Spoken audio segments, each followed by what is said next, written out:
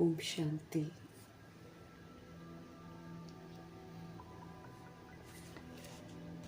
बाप दादा हमको रॉयल घराने में आने का निमंत्रण देते हैं और समझ देते हैं कि हम सदैव बाबा की पालना की गोदी में रहें। हम उनके द्वारा दिए गए झूलों में ही रहें और जो तख्त है उसको हम कभी न छोड़ें। अगर जितना भी समय हमारे पास बाकी है समाप्ति तक, इस बात पर अगर हम अटेंशन रखेंगे तो बाबा कहते हैं रॉयल घराने का भाग्य प्राप्त कर सकते हैं। पुनः हम आत्माओं को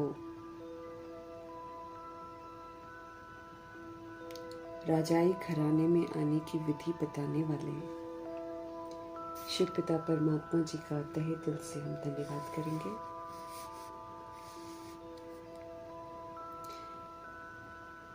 सदैव ही बाबा के साथ रहने वाले और बाबा की श्रीमत पर चलने वाले, मिले हुए तख्त को कभी भी नहीं छोड़ने वाले, व्यक्त ब्रह्मा, अव्यक्त ब्रह्मा, गुप्त बड़ी माँ, big brother, great great grandfather का रोल प्ले करने वाली आत्मा ब्रह्मा जी का तहे दिल से धन्यवाद करेंगे। धन्यवाद करते हुए दोनों ज़बरदस्त लाइट्स को हाजिर नाजिर करते हुए उनके महावाक्य हम उन्हीं से समझेंगे। जो समझ हमें मिलती है वो पूरे यूनिवर्स में फैले, तत्वों में फैले, प्रकृति में फैले। दिल से दुआ करेंगे मीठे बाबा की जो मीठी समझ है वो यूनिवर्स में मौजूद सभी रूहों तक भी पहुँचे, ये भी हम दिल से दुआ करेंगे। उन रूहों तक पहुँचे जो इस समय आकारी शरीरों में हैं, रोज शरीर छोड़ रही हैं, अचानक छोड़ रही हैं। उनसे संबंधित जितनी रूहें हैं वो दुखी हैं, परेशान हैं, सबके हिसाब किताब सेटल हो रहे हैं, लेकिन कर्मों की गुह्य गति को नहीं जानने की वजह से दुखी परेशान हो रही हैं। ऐसी रूहों तक प्रभु जी की समझ पहुँचे। उन रूहों तक पहुँचे जो वृद्ध शरीरों में है लेकिन रिश्तों में अटकी हुई हैं। तमाम आत्माओं का बुद्धि का योग रिश्तेदारियों से हटे और एक अनोखा एकमात्र जो हमारा रिश्ता है परमपिता परमात्मा, उनके साथ उनका बुद्धि का योग लगे। फिर उन रूहों के लिए समर्पित करेंगे जो हमारे साथ नकारात्मकता से जुड़ी हुई हैं, कहीं ना कहीं अधूरे रिश्ते रह गए हैं, कहीं शिकवे शिकायत रह गए हैं। ऐसी रूहों तक प्रभु जी की समझ पहुँचे, उनका बुद्धि का योग हम आत्माओं से हटे, परमपिता परमात्मा जी के साथ लगे। उन रूहों के लिए प्रभु जी की समझ समर्पित करेंगे जो हम आत्माओं के साथ लौकिक में कनेक्टेड है। उन रूहों का भी बुद्धि का योग परमात्मा के साथ लगे। उन रूहों के लिए प्रभु जी के महावाक्य समर्पित करेंगे जो इस समय गर्भ में प्रवेश कर गए हैं, हॉस्पिटलों में पीड़ित हैं, घरों में पीड़ित अवस्था में हैं, प्राकृतिक आपदाओं की जो शिकार हो गई हैं, दैहिक हिंसाओं की जो शिकार हो गई हैं, माया के प्रकोप के कारण जो अलबेले हो गए हैं, तंत्र मंत्र के कारण जो अलबेली हो गई हैं आत्माएं, वाम मार्ग में जो चली गई हैं, वाम मार्ग में जाने की तैयारी कर रही हैं, ऐसी रूहों तक प्रभु जी की समझ पहुँचे। सबको पवित्रता आकर्षित करे, सबको परमात्मा आकर्षित करे, हर आत्मा अपने स्वधर्म में लौटे। दिल से दुआ करेंगे। कुमार कुमारियों के शरीरों में जो आत्माएं हैं, छोटे शरीरों में जो विराजमान आत्माएं हैं, सब तक प्रभु जी की समझ पहुँचे, सब प्रभु की छत्र छाया में रहें। दिल से दुआ करेंगे। जो अपनी संस्था बनाकर बैठे हैं, खुद भी गुमराह हैं, दूसरों को भी गुमराह कर रहे हैं, ऐसी रूहों तक भी प्रभु जी की समझ पहुँचे।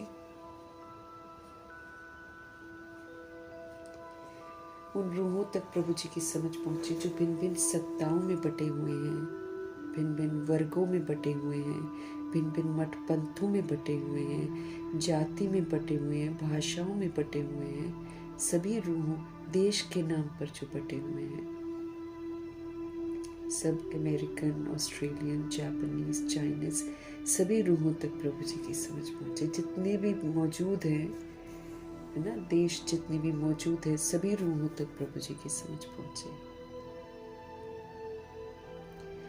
उन रूहों तक प्रभु जी की समझ पहुंचे जो गणिकाएं वैश्याएं बन गई हैं, देह के धंधे कर रही हैं, जो उनसे ऐसे देह के धंधे करवा रहे हैं, सभी रूहों को ऐसे धंधों से वैराग आ जाए। हर आत्मा अपने स्वधर्म में लौटे, पवित्रता में लौटे। दिल से दुआ करेंगे। यादव कौरव यवन बन गई जो रूहें हैं, उन तक प्रभु जी की समझ पहुंचे। भूत प्रेत आत्मा बनकर जो भटक रही हैं, उन रूहों तक प्रभु जी की समझ पहुंचे। तंत्र मंत्र रिद्धि सिद्धियां जो कर रही हैं, जो तांत्रिक बन गई हैं, उन रूहों तक प्रभु जी की समझ पहुंचे। हर आत्मा जो है अपने स्वधर्म में लौटे, बुराइयों से मुक्त हो जाए। दिल से दुआ करेंगे।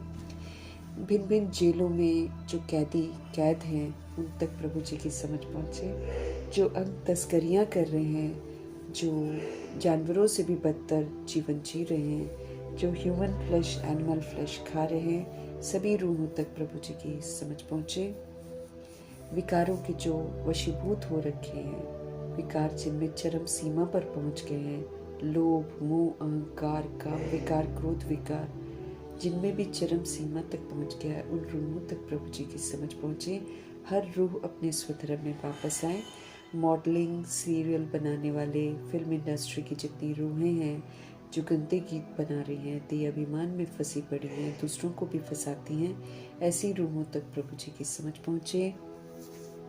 हर रूह जो है अपनी आत्मिक स्मृति में वापस लौटे। दिल से दुआ करेंगे।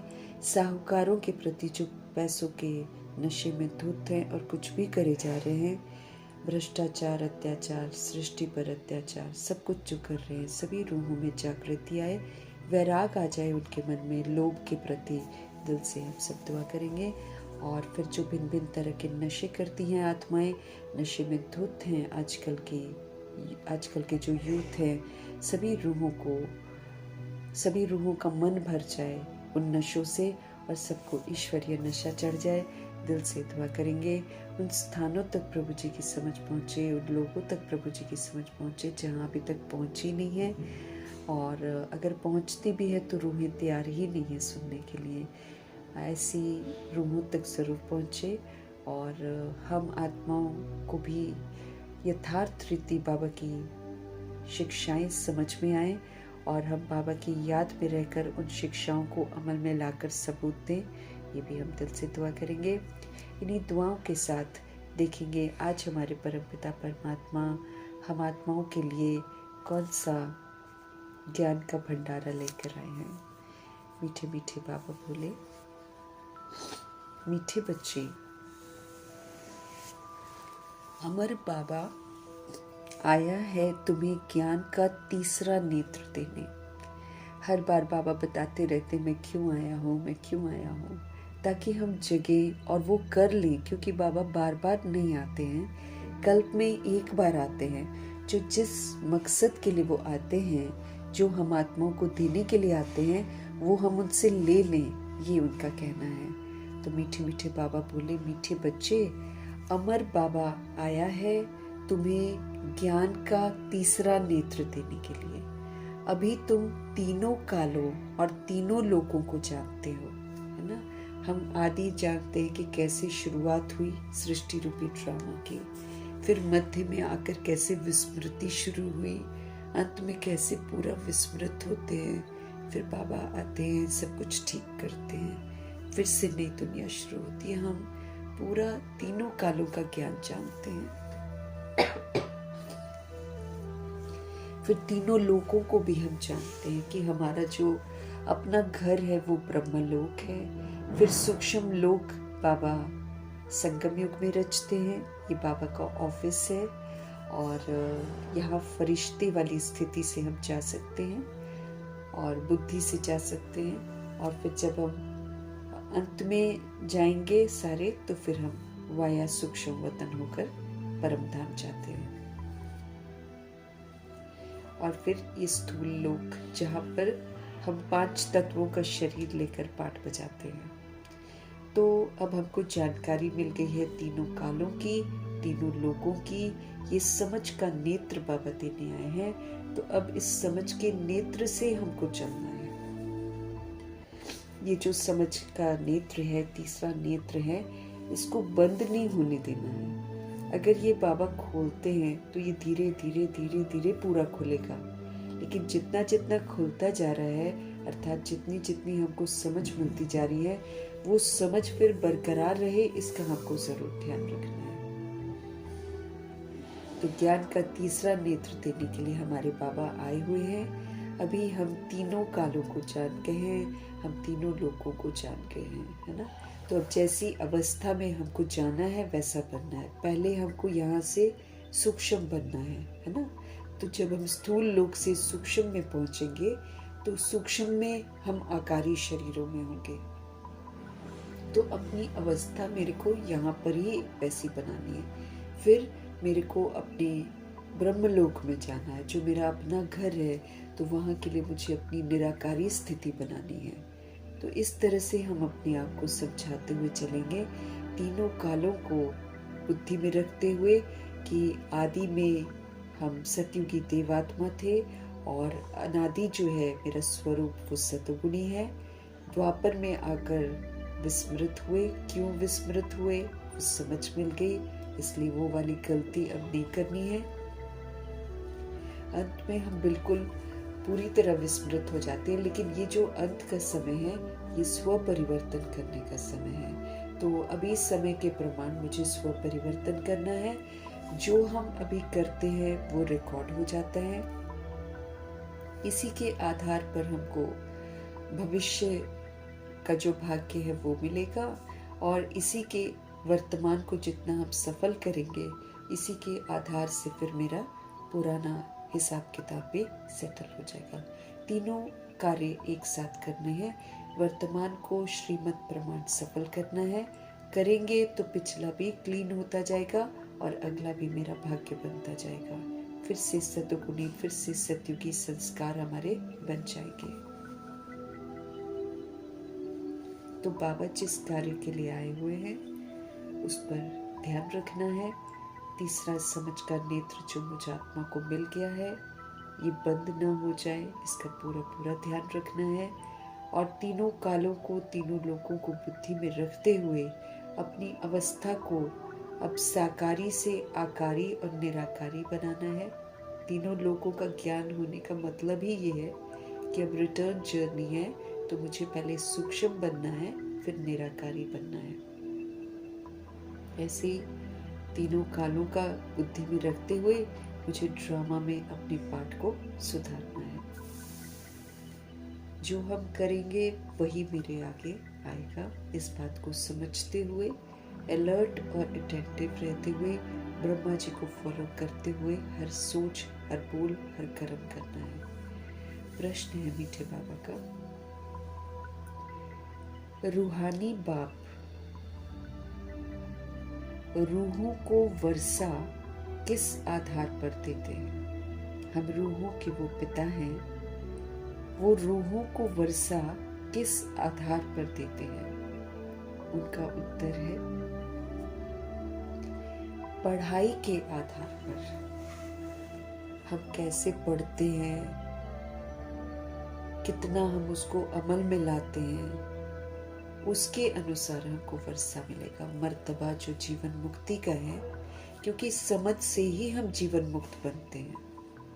जैसे जैसे समझ मिलती जाती है कि ये बंधन हमने बना रखे हैं, वैसे वैसे समझ से जब हम चलते हैं, सतोगुणी सतयुगी पाठ बजाते हैं, तो हम निर्बंधन होना शुरू हो जाते हैं। पढ़ाई से ही तो पता चलता है कि कैसे बाबा से योग लगाना है, कैसे बुद्धि का योग सब तरफ से हमको हटा लेना है। तो हम रूहानी बाप के पास आए हैं और हम रूहों को बाबा समझ देते हैं कि हम उनसे वर्षा कैसे ले सकते हैं। सतयुग त्रेता युग का जीवन मुक्ति का जो वर्षा है, ये पढ़ाई के आधार से मिलता है।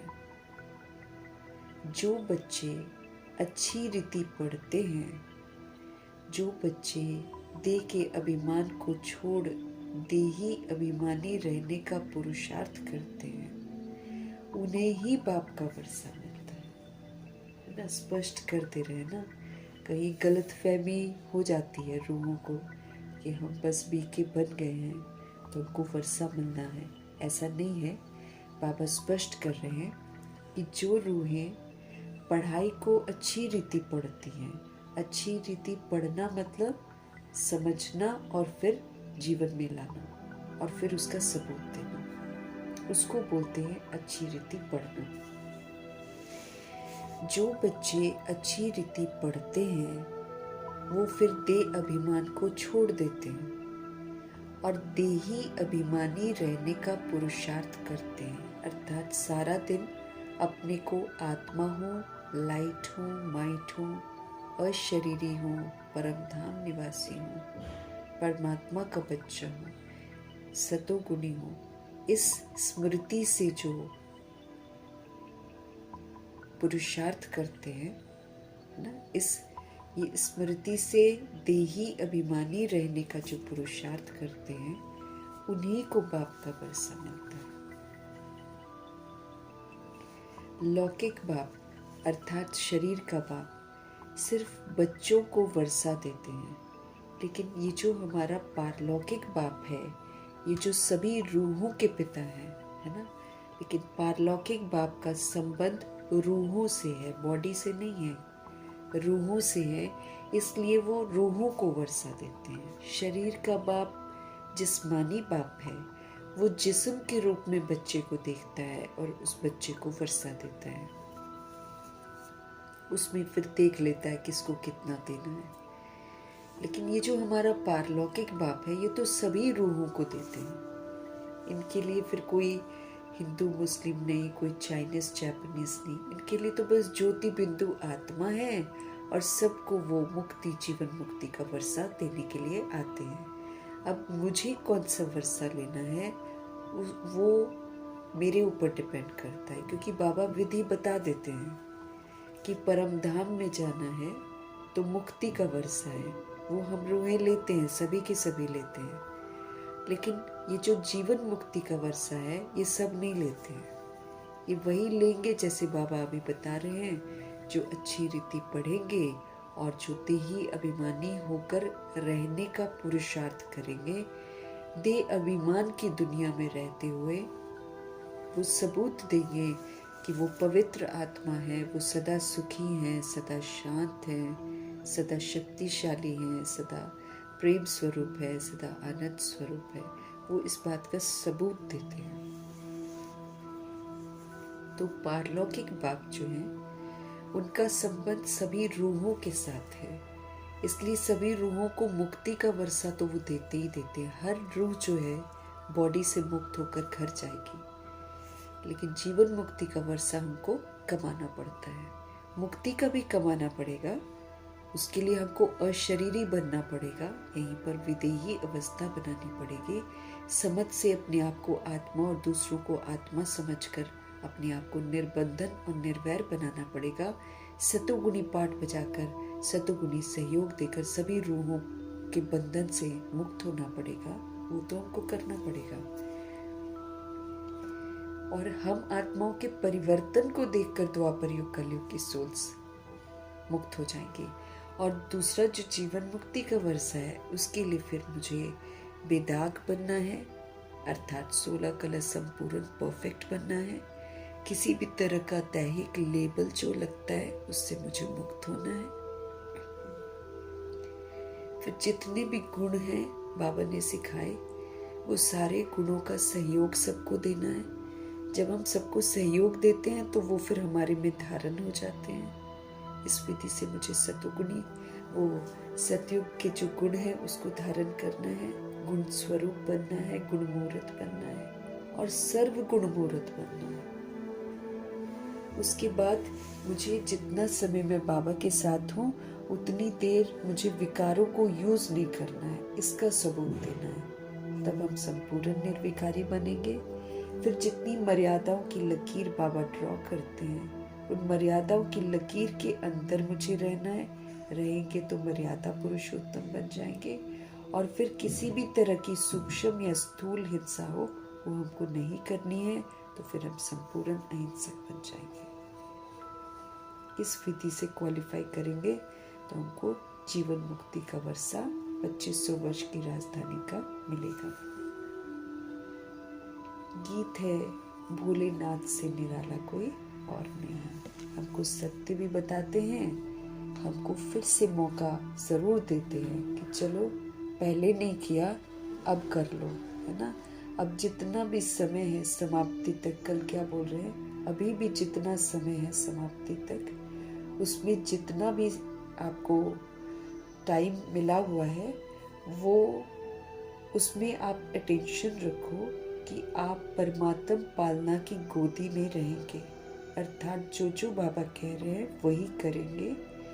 आप तख्त पर विराजमान रहेंगे जितना समय अब रह गया है। कौन सा तख्त? भृकुटी का तख्त, राजयोगी का तख्त, स्वराज्य अधिकारी का तख्त। क्योंकि जब इस स्मृति से इस तख्त पर बैठेंगे तो हमारे अंदर की जो खामियां हैं ना, उसको हम दोबारा यूज नहीं करेंगे। राजा बनकर पाठ बजाएंगे। तो जब हम राजा बनकर पाठ बजाकर सभी रूहों को सुख शांति का सहयोग देंगे, तब बाबा का दिल तख्त मेरे को मिलेगा। और फिर जिसको दिल तख्त मिल गया उसको फिर भविष्य में राजाई कराने का तक वो भाग्य मिलता है। तो बाबा ने कल यही बोला कि सदा पालना की गोदी में रहो, तख्त पर विराजमान रहो। दुनिया आएगी आपको तख्त से उतारने के लिए, लेकिन आप उतरना नहीं। और फिर झूलों में रहो। अब झूले कौन से दिए हैं बाबा ने? सुख का झूला, खुशी का झूला, और शांति का झूला, प्रेम का झूला, शक्तियों का झूला, समझ का झूला। तो ये जितने झूले बाबा ने दे रखे हैं, बाबा कहते इसी में झूलो। देह भान की मिट्टी में पैर मत रखो। तो भोला नाथ है वो, इतनी गलतियां देखते हुए भी फिर आत्माओं को चांस देते हैं कि अभी भी कर लो। और फिर खुले भंडारे हैं बाबा के।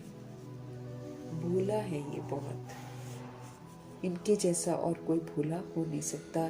वरदान रोज देते हैं, है ना, लेकिन हम उस वरदान को कितना फलीभूत करते हैं वो हमारे ऊपर है। अगर हम नहीं फलीभूत करते हैं तो फिर हम भस्मासुर बन जाते हैं। वरदान मिलता है लेकिन हम डिसरिगार्ड करते हैं, उल्टा बिहेव करते हैं, तो हम क्या बन जाते हैं? भस्मासुर। हम खुद को भस्म कर लेते हैं, भाग्य नहीं बनता फिर हमारा। तो वो यादगार में दिखाते हैं कि शंकर जी से वरदान लिया, शंकर जी से वरदान लेते थे, फिर उसको मिसयूज करते थे। तो मिसयूज करते थे तो फिर खुद का खुद विनाश करते थे। बस ऐसा है। असलियत तो ये है कि हमको भगवान से रोज वरदान मिलता है।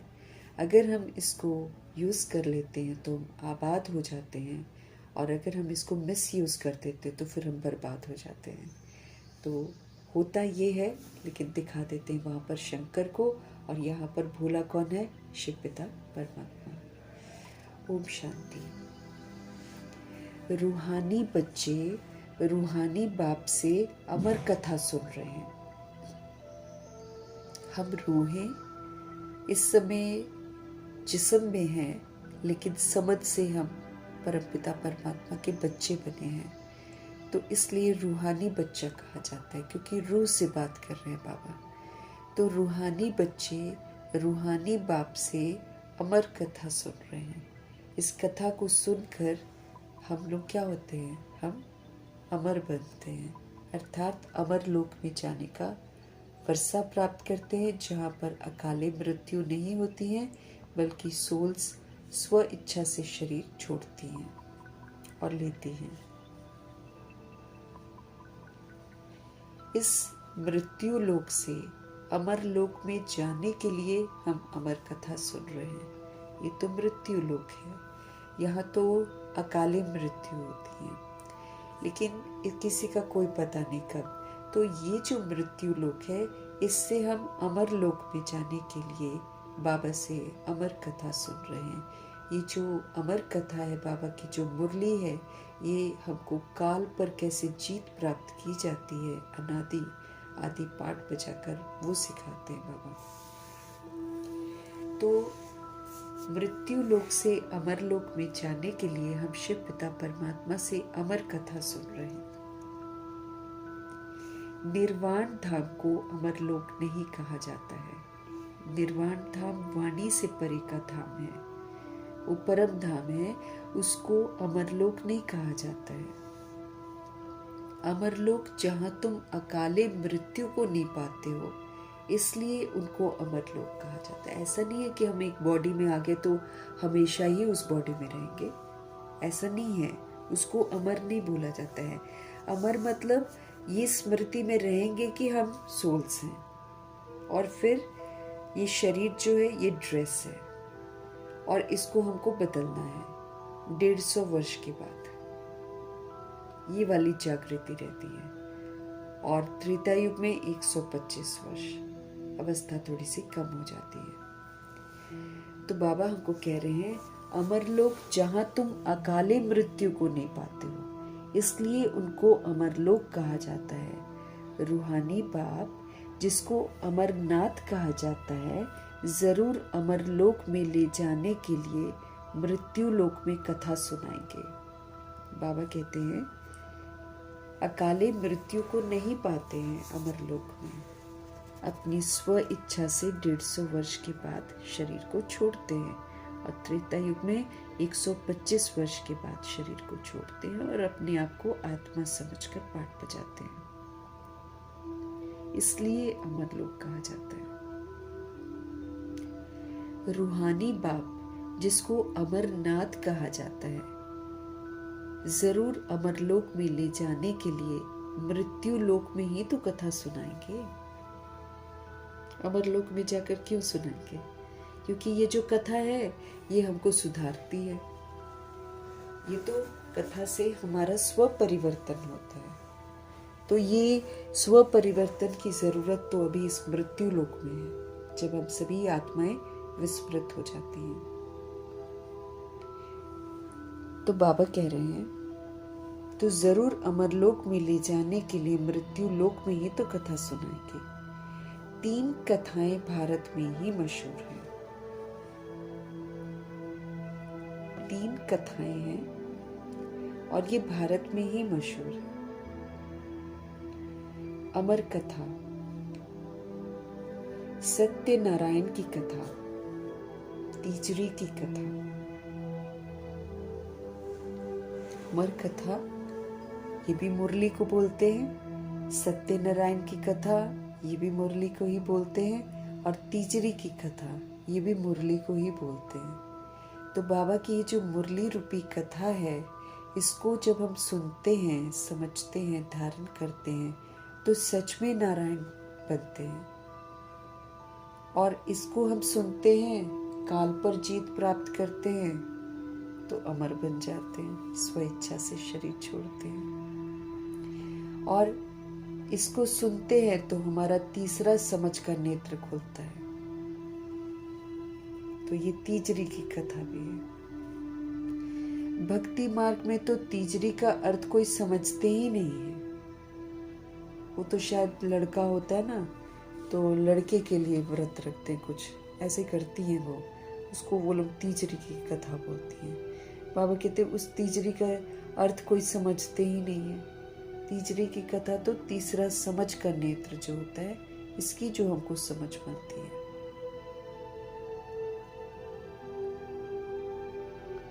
तो भक्ति मार्ग में तो तीजरी का अर्थ कोई समझते ही नहीं है। ज्ञान का तीसरा नेत्र सिवाय ज्ञान सागर अमर बाबा के तो कोई दे ही नहीं सकता है। समझ का जो तीसरा नेत्र है, वो सिवाय ज्ञान सागर अमर बाबा के कोई और दे नहीं सकता है।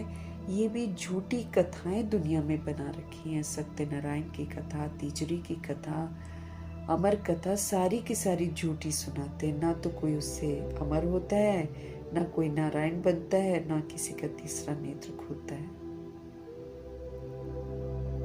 झूठी कथाएं बना रखी है।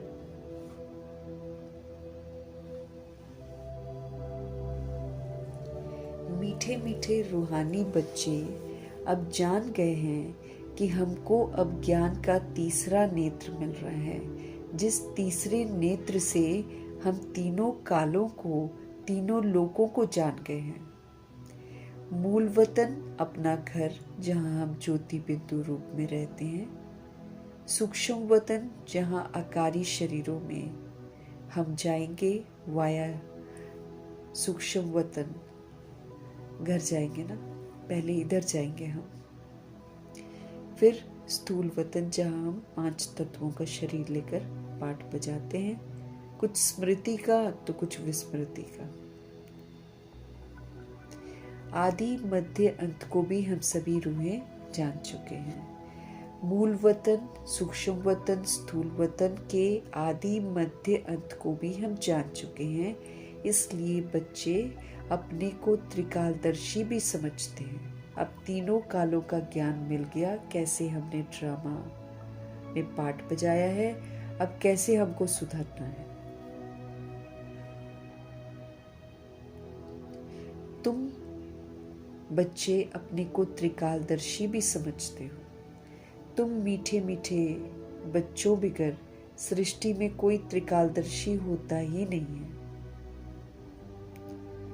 तीनों कालों अर्थात सृष्टि के आदि मध्य अंत को नहीं जानते हैं कि कैसे ड्रामा शुरू होता है, कैसे मध्य में आता है, फिर सारे धर्म आते हैं, दैहिक धर्म, और फिर अंत में सब कुछ सृष्टि परिवर्तन होता है, विनाश होता है। किसका? बुराई का विनाश होता है।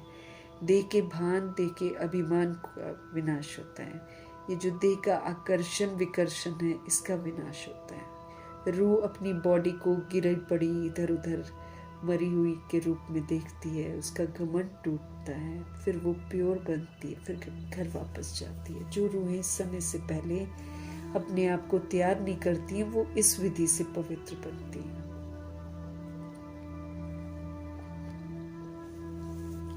अब मीठे मीठे रूहानी बच्चे रूहानी बाप से सुन रहे हैं। अब हम रूहानी बच्चे बने हैं बाबा के, तो हम रूहानी बाप से सब कुछ सुन रहे हैं। हम उनके बच्चे बने हैं। एक ही बार तुम रूहानी बच्चों को रूहानी बाप मिला है। कल्प में एक ही बार हमको मिलते हैं बाबा। रूहों को पढ़ाते हैं और सब देह अभिमानी होने के कारण कहते हैं मैं ये पढ़ता हूँ। बाबा कहते हैं रूहों को बाबा पढ़ाते हैं, हाँ? और सब देह अभिमान में है ना, तो देह अभिमानी होने के कारण फिर क्या कहते हैं, मैं ये पढ़ता हूँ, मैं ये करता हूँ। देह अभिमान आ जाता है। अभी इस संगम पर रूहानी बाप आकर रूहानी बच्चों को कहते हैं तुम अच्छी रीति पढ़ो, है ना। मैं ये पढ़ता हूँ जब कहते हैं ना, तो फिर देह अभिमान आ जाता है। अब बाबा कहते हैं इस संगम पर रूहानी बाप आकर रूहानी बच्चों को क्या कहते हैं, कहते हैं कि तुम अच्छी रीति पढ़ो। बाप से हर एक बच्चा वर्षा लेने का हकदार है। हर बच्चा 16,108.33 करोड़ बच्चे भी, और दुनिया में भी जितने करोड़ बच्चे हैं वो भी सब हकदार, क्योंकि मेजॉरिटी को मुक्ति का वर्षा मिलेगा, फिर जो क्वालिफाई करेगा उसको जीवन मुक्ति का वर्षा मिलेगा। ऐसे होगा ना। तो बाबा कहते हैं कि बाप से हर एक बच्चा वर्षा लेने का हकदार है, क्योंकि सब रूहानी बच्चे हो ना।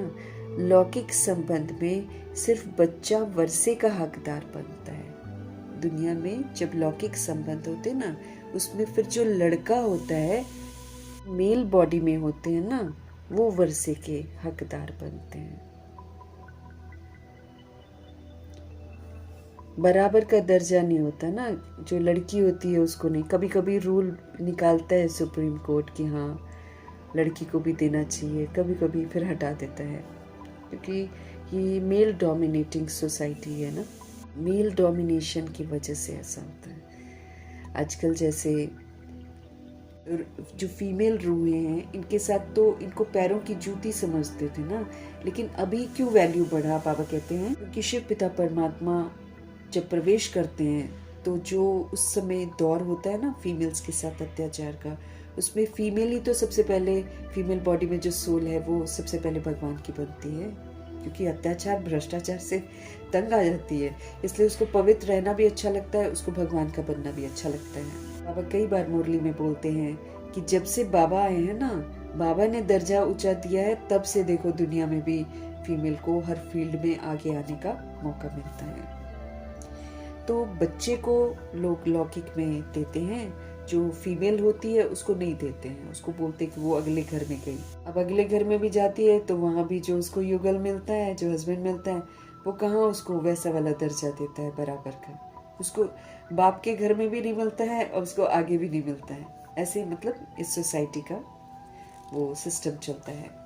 लेकिन हमारे जो शिव बाबा हैं वो किसी तरह का फर्क नहीं करते हैं, वो सबको रूह के रूप में देखते हैं, चाहे मेल बॉडी है चाहे फीमेल बॉडी है, और वो सभी को वर्षा देते हैं। तो हर रूह जो मौजूद है इस सृष्टि पर, चाहे वो किस भी शरीर में है, वो पारलौकिक बाप के वर्षे का हकदार है। इस पारलौकिक संबंध में सभी बच्चे है ना, रूहों को वर्षा मिलता है। अमरनाथ की भी कथा सुनाते हैं, कहते हैं पार्वती को पहाड़ी पर कंदराओं में जाकर कथा सुनाई, और किसने सुनाई? शंकर जी ने सुनाई, ऐसा बोलते। अब बाबा बोलते एक पार्वती थोड़ी है, ये आत्मा ही द्रौपदी है जब वो पवित्र रहने की पुकार करती है। बाबा के लिए आत्मा ही सीता है जब वो रावण की शोक वाटिका में कैद हो जाती है। बाबा के लिए आत्मा ही पार्वती है जिसको फिर बाबा मुरली सुनाते हैं। सभी रूहें, मेल बॉडी फीमेल बॉडी, कहते हैं दुनिया में ये बता देते हैं कि कंदराओं में जाकर पार्वती को पहाड़ों पर जाकर कथा सुनाई, और उसमें भी बताते क्या, पार्वती सो गई। कथा सुनते सुनते पार्वती सो गई, और कबूतर सिर्फ सुन रहा था तो कबूतर अमर हो गया। कुछ भी कहानी बनाते हैं। बाबा कहते ये तो रॉन्ग है ना। अब तुम बच्चे जानते हो कि झूठ क्या है और सच क्या है। बाबा ने आकर हमको बताया तो हमको समझ में आया कि झूठ क्या है, सत्य क्या है। उसके पहले तो हम भी उन्हीं को सच सच समझते थे कि हाँ सच में शंकर ने को सुनाई होगी, सीता को रावण उठा के ले गया होगा, सुनते थे और विरोध तो नहीं किया हमने कि ऐसा क्यों, ऐसा कैसे हो सकता है। वैसे हमने तो नहीं कहा कभी, है ना। तो झूठ और सत्य का पता हमको तब पता चलता है जब सत्य परमपिता परमात्मा आकर हमको सच बताते हैं।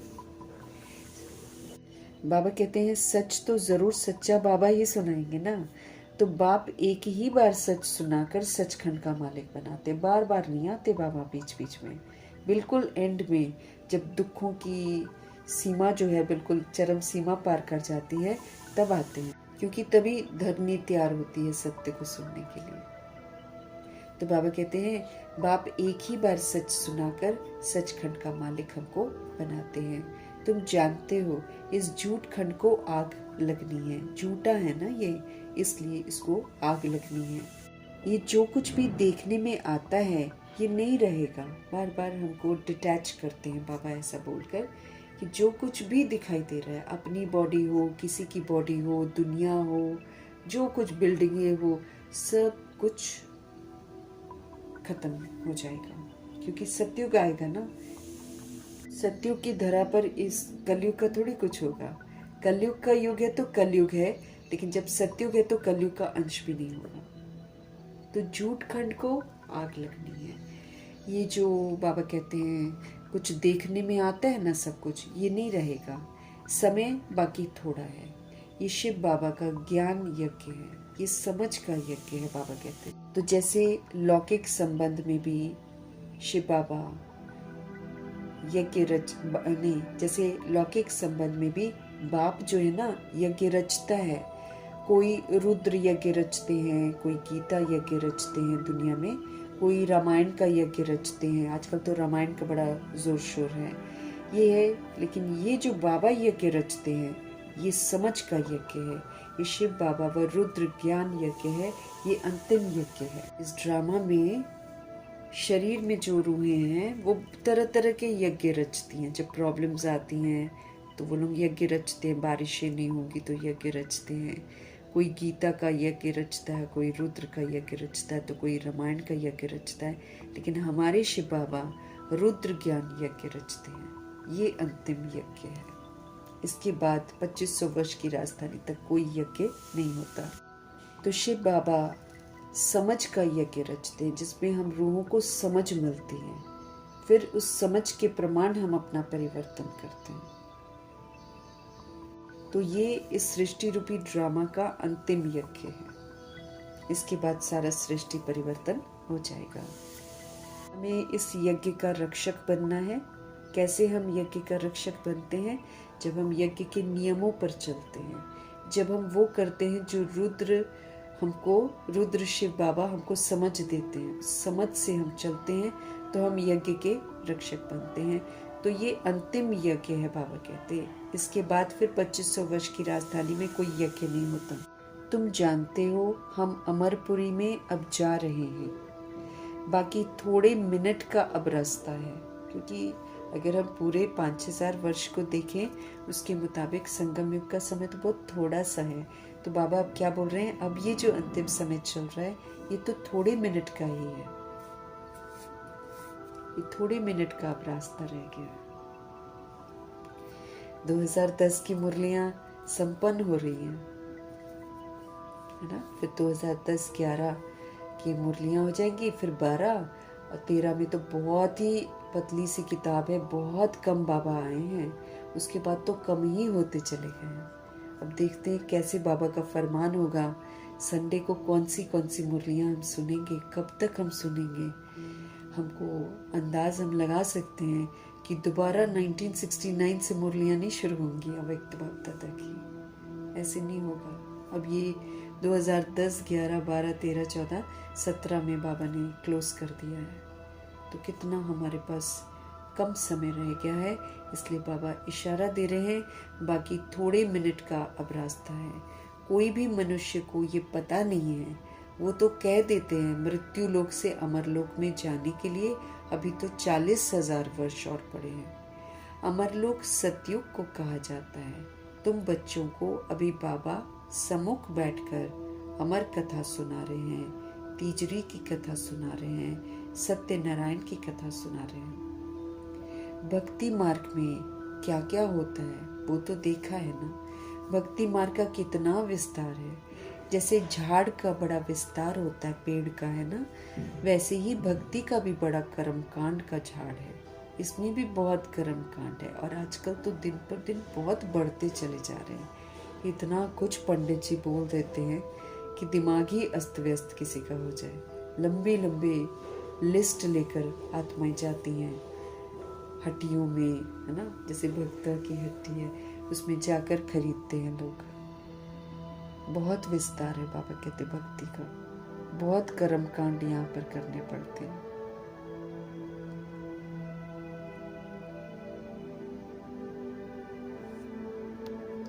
तो भक्ति का भी बड़ा कर्म कांड का झाड़ है। यज्ञ, व्रत, नेम, जप, तप आदि कितना करते हैं। इस जन्म के भगत तो बहुत बैठे हैं। मनुष्यों की वृद्धि होती रहती है। तुम भक्ति मार्ग में आए हो, तब से दूसरे धर्म स्थापन हुए हैं। तुम भक्ति मार्ग में जब से आए हो, तब से दूसरे धर्म स्थापन हुए हैं। हर एक का अपने धर्म से कनेक्शन है। जब आदि सनातन देवी देवता धर्म की रूहें विस्मृत हो जाती हैं, तब बाकी के धर्म जो हैं, देह के धर्म, हिंदू, मुस्लिम, सिख, ईसाई, ये सारे धर्म आ जाते हैं। तुम भक्ति मार्ग में आए हो, तब से दूसरे धर्म स्थापन हुए हैं। हर एक का अपना धर्म से कनेक्शन है। हर एक की रस्म रिवाज अलग है। भारत अमरपुरी था, भारत अब मृत्यु लोक है। तुम आदि सनातन देवी देवता धर्म वाले थे। हमको याद दिला रहे हैं कि तुम आदि सनातन देवी देवता धर्म वाले थे। पवित्रता तुम्हारा धर्म था, शांति तुम्हारा स्वधर्म था। परंतु अब पतित होने के कारण तुम अपने को देवता कहला नहीं सकते हो। बुराइयां आ जाती हैं, देह अभिमान आ जाता है, विकार आ जाते हैं। तो आदि सनातन देवी देवता धर्म के तो कहलाते नहीं हैं। फिर अपने को क्या कह देते हैं? हिंदू कह देते हैं। हिंदुस्तान के नाम पर हिंदू कह देते हैं। हिंदू धर्म की स्थापना किसी ने भी नहीं की है। अगर इसके इतिहास में जाएं तो बाबा कहते हैं इनसे पूछो कि हिंदू धर्म किसने स्थापन किया है, तो किसी को भी नहीं पता है, क्योंकि आदि सनातन देवी देवता धर्म ओरिजिनल धर्म है। परंतु अब पतित होने के कारण तुम अपने को देवता तो कहला ही नहीं सकते। ये तुमको भूल गया है कि हम सो देवता थे। जैसे कहते हैं ना, क्राइस्ट ने हमारा धर्म स्थापन किया तो हमारे क्रिश्चियन चले आए हैं, ऐसे नहीं कि यूरोपियन धर्म के हैं। वैसे तुम हिंदुस्तान में रहने वाले अथवा भारत में रहने वाले देवी देवता धर्म के हैं, परंतु अपने को देवता नहीं कहला सकते हैं। आदि सनातन देवी देवता धर्म के हैं, लेकिन हम अपने को देवता कहला नहीं सकते हैं। समझते हो हम तो पापी हैं, नीच हैं, कंगाल हैं, हम तो विकारी हैं, ऐसे बोलती हैं रूहें। भक्ति मार्ग में मनुष्य दुखी होते तो बाप को ही पुकारते हैं दुखों में। भक्ति मार्ग में मनुष्य दुखी होते हैं तो बाप को ही पुकारते हैं। ये सिर्फ तुम ब्राह्मण बच्चे ही जानते हो कि जिस बाप को पुकारते आए हैं वो हमको बेहद का वर्षा देने के लिए क्या कर रहे हैं, अमर कथा सुना रहे हैं। हम अमरपुरी के मालिक बनने वाले हैं। अमरपुरी को स्वर्ग कहा जाता है। तुम कहेंगे हम स्वर्गवासी बनने के लिए पुरुषार्थ कर रहे हैं। कलयुग में मनुष्य मरते हैं तो फिर कह देते हैं कि ये स्वर्गवासी हो गया। अब उसने कोई स्वर्ग में जाने के लिए पुरुषार्थ थोड़ी किया, ये तो बाबा आकर बताते हैं कि स्वर्ग में जाने के लिए तो पुरुषार्थ करना पड़ता है, वरना तो रूहें इस मृत्यु लोक में एक शरीर छोड़ दूसरा लेकर पाठ बजाती रहती हैं। स्वर्गवासी थोड़ी कोई बन जाएगा, जैसे बॉडी को छोड़ेगा तो कहेंगे स्वर्गवासी हो गया, नहीं। बाबा कहते हैं उसके लिए क्वालिफाई करना पड़ता है। अब उनसे कोई स्वर्ग में जाने के लिए पुरुषार्थ थोड़ी किया है। तुम तो पुरुषार्थ कर रहे हो अमरपुरी वैकुंठ में जाने के लिए, तुम तो पुरुषार्थ कर रहे हो ना। पुरुषार्थ कराने वाला कौन? पुरुषार्थ कराने वाला कौन? अमर बाबा, जिसको अमरनाथ भी कहा जाता है। तो पुरुषार्थ कराने वाला कौन? अमर बाबा, जिसको अमरनाथ भी कहा जाता है। इस यज्ञ को बाबा कहते हैं पाठशाला भी कहा जाता है। दूसरे कोई पाठशाला को यज्ञ नहीं कहा जाता है, ये तो यज्ञ है। यज्ञ अलग रचे जाते हैं दुनिया में, जिसमें ब्राह्मण लोग बैठकर मंत्र पढ़ते हैं। बाप कहते हैं ये तुम्हारा कॉलेज भी है, ये पाठशाला भी है, ये यूनिवर्सिटी भी है, ये यज्ञ भी है, ये हॉस्पिटल भी है, सब कुछ है। तो तुम्हारा कॉलेज भी है, यज्ञ भी है, दोनों इकट्ठे हैं। पढ़ते हैं और फिर बुराइयों को स्वाहा करते हैं।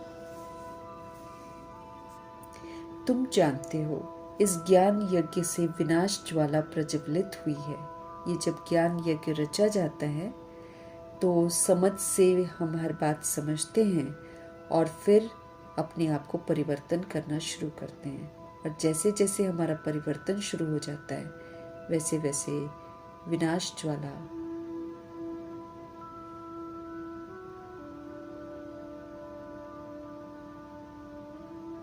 बाबा कहते हैं तुम जानते हो इस ज्ञान यज्ञ से जब हमको समझ मिलती है तो हम अपने बेसमझी को खत्म करते हैं, तो बेसमझी का विनाश करते हैं। हम हिंसा नहीं करते हैं। तुम जानते हो इस ज्ञान यज्ञ से विनाश ज्वाला प्रज्वलित हुई है, इसमें सारी दुनिया स्वाहा हो जानी है। अब हम लोग बनते हैं पवित्र। अब जैसे जैसे पवित्र बनते जाते हैं वैसे वैसे अपवित्र आत्माएं जो है ना वो हिंसात्मक युद्ध करने के लिए तैयार हो जाती हैं। हम लोग अहिंसक विधि से अपने अंदर की बेसमझी का विनाश करते हैं। यहाँ से फिर विनाश की ज्वाला प्रज्वलित हो जाती है, इग्नाइट हो जाती है, शुरू हो जाती है। फिर जैसे जैसे सोल्स प्योर होती जाती हैं वैसे वैसे ये जो ज्वाला है फिर और प्रज्वलित होती जाती है, फिर एक दिन सब कुछ खत्म कर देती है। इसमें सारी दुनिया स्वाहा हो जानी है। बाबा कहते हैं होल वर्ल्ड स्वाहा हो जाएगा। बॉडी का विस्तार, जो भी घर, बिल्डिंगें, ऑफिस वगैरह सब विनाश हो जाएगा। स्थूल विनाश कर देती हैं आत्माएं, क्योंकि फिर जो यहाँ पर प्योर होती हैं उनको प्योर दुनिया चाहिए ना। और वैसे भी कलयुग की अवधि 1250 वर्ष है, तो हर युग तो 1250 वर्ष के बाद परिवर्तन हो जाता है। तो हम कहें कि हमको जानना ही नहीं है तो थोड़ी चलेगा। तो बाबा कहते हैं ये जो समझ है ना, समझ का यज्ञ, इसी से विनाश ज्वाला प्रज्वलित होती है। हम यहाँ समझ से बेसमझी को खत्म करते हैं।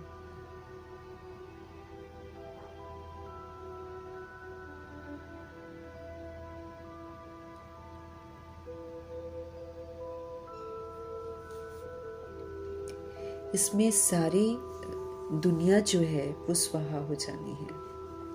फिर उसके बाद नई दुनिया बननी है। अब ऐसा नहीं कि क्लोज हो जाएगा, नहीं, फिर नई दुनिया बननी है। इसका नाम ही है महाभारत लड़ाई। पूरा विश्व खत्म होगा ना। तो बाबा कहते हैं इसको कहते हैं महाभारत लड़ाई। इस जैसी लड़ाई और कोई होती नहीं है। कहते हैं युद्ध में मूसलों से लड़ाई हुई। तुम्हारे साथ लड़ाई तो है नहीं, बाबा कहते हैं। युद्ध में मूसलों से लड़ाई करी, बॉम्ब्स वगैरह से लड़ाई करी है, ऐसा बोलते हैं। लेकिन बाबा कहते तुम्हारे साथ तो लड़ाई नहीं है ना। इसको महाभारत लड़ाई क्यों कहते हैं? भारत में तो एक ही धर्म होता है ना। मौत तो बाहर है, यहाँ लड़ाई की तो बात ही नहीं है। बाप समझाते हैं तुम्हारे लिए नई दुनिया चाहिए।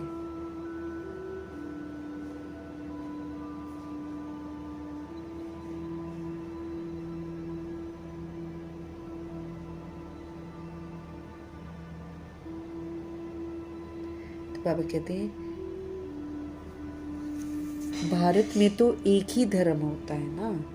मौत तो बाहर है, यहाँ लड़ाई की बात नहीं है। बाप समझाते हैं तुम्हारे लिए नई दुनिया चाहिए, तो जरूर पुरानी दुनिया का तो विनाश होगा ना। पुरानी दुनिया गंदी हो गई है, अब उसका विनाश तो जरूर होगा, बाबा कहते हैं, क्योंकि वो पुरानी हो गई है। तुम बच्चों की बुद्धि में विराट रूप का भी सारा ज्ञान है। ये भी समझते हो जो कल पहले आए थे वही आएंगे, वही देवता बनेंगे। बाबा कहते तुम बच्चों की बुद्धि में अब विराट रूप का भी सारा ज्ञान है कि कैसे सृष्टि रूपी ड्रामा पूरा चलता है, कैसे ब्रह्मा जी से शुरू होता है। एक ही आत्मा पूरे 84 का पाठ बजाती है। तो तुम बच्चों की बुद्धि में विराट रूप का भी सारा ज्ञान है। ये भी समझते हो कि जो कल पहले आए थे ना बाबा के पास, वही आएंगे देवता बनने के लिए। सब नहीं आएंगे। बुद्धि का काम है, हम जितने ब्राह्मण बने हैं अब फिर देवता बनेंगे। जो ब्राह्मण बनेगा वो देवता बनेगा। तो ब्राह्मण की बहुत सारी मर्यादाएं हैं। ब्राह्मण सिर्फ एक बाप को ही याद करेगा।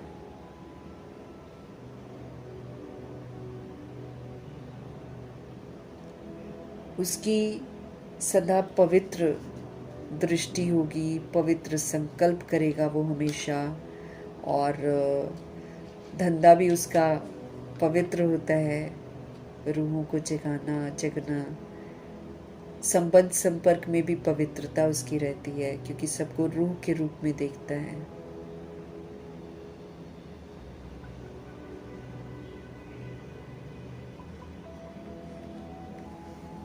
तो भारत में तो एक ही धर्म होता है, बाबा कहते हैं। मौत तो बाहर है, यहाँ लड़ाई की तो बात ही नहीं है बाबा के घर में। बाप समझाते हैं तुम्हारे लिए नई दुनिया चाहिए, इसलिए पुरानी दुनिया को तो खत्म होना है। तुम बच्चों की बुद्धि में विराट रूप का भी सारा ज्ञान है। विष्णु जी का विराट रूप, उसमें सारे वर्ण दिखाए हुए हैं। ये भी समझते हो कि जो कल पहले आए थे वही आएंगे देवता बनने के लिए। बुद्धि का काम है। हम जितने ब्राह्मण बने हैं ना, अब फिर देवता बनेंगे। तो प्रजापिता ब्रह्मा भी गाया हुआ है। परमपिता परमात्मा ब्रह्मा के द्वारा मनुष्य सृष्टि रचते हैं, इसलिए ब्रह्मा को प्रजापिता कहते हैं, है ना। प्रजापिता ब्रह्मा भी गाया हुआ है, पॉपुलर है। परमपिता परमात्मा ब्रह्मा के द्वारा मनुष्य सृष्टि को रचते हैं, इसलिए ब्रह्मा को प्रजापिता कहते हैं।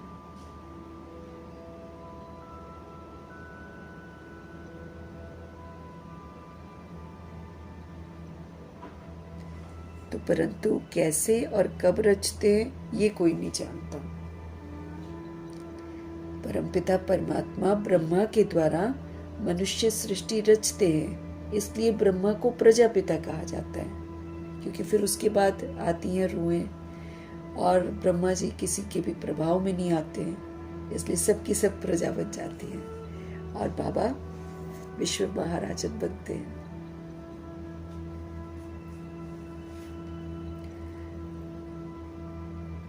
ब्रह्मा को प्रजापिता कहते हैं, परंतु कैसे और कब उनको रचा जाता है बाबा कहते हैं ये कोई नहीं जानता। क्या शुरू में मनुष्य नहीं है जिनको रचते हैं, बुलाते ही हैं पतित पावना। तो बाबा शूद्र जीवन से अडॉप्ट करते हैं। ऐसे तो रूहें तो हमेशा रूहें हैं ना, उनको थोड़ी कोई क्रिएट करता है, लेकिन अवस्थाएं जब गिरती हैं तो उन अवस्थाओं से जब बाहर लाते हैं ना, तब आगे वृद्धि होती है। बाबा कहते हैं ये कोई भी नहीं जानता कि कैसे बाबा रचते हैं और कब रचते हैं। क्या शुरू में मनुष्य नहीं है जिनको रचते हैं, बुलाते ही हैं पतित पावन आओ। तो जब मनुष्य पतित होते हैं ना, तब बाप आते हैं, तब शूद्र से ब्राह्मण बनाते हैं, तो ब्राह्मणों की रचना रचते हैं।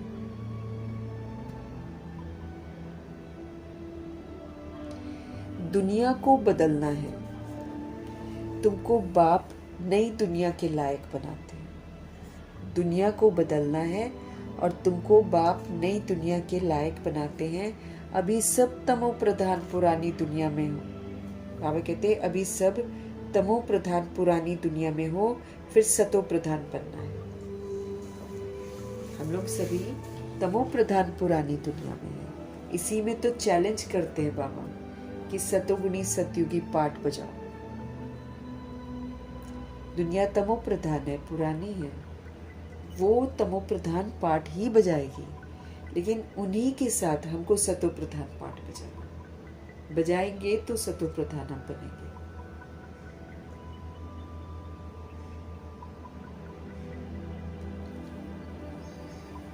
अभी सब तमो प्रधान पुरानी दुनिया में,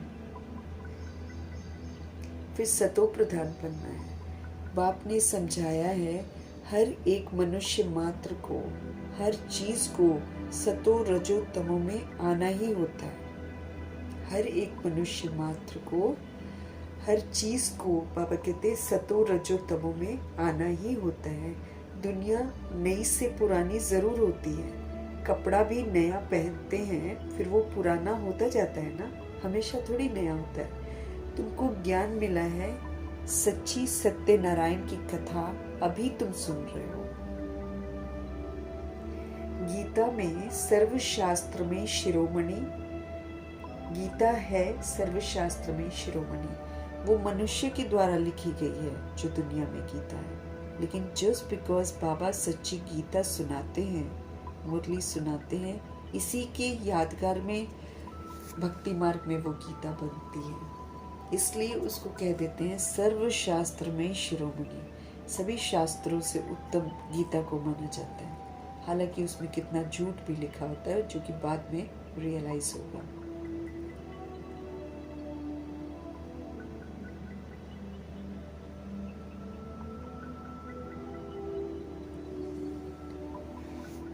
बाबा समझा रहे हैं हमको,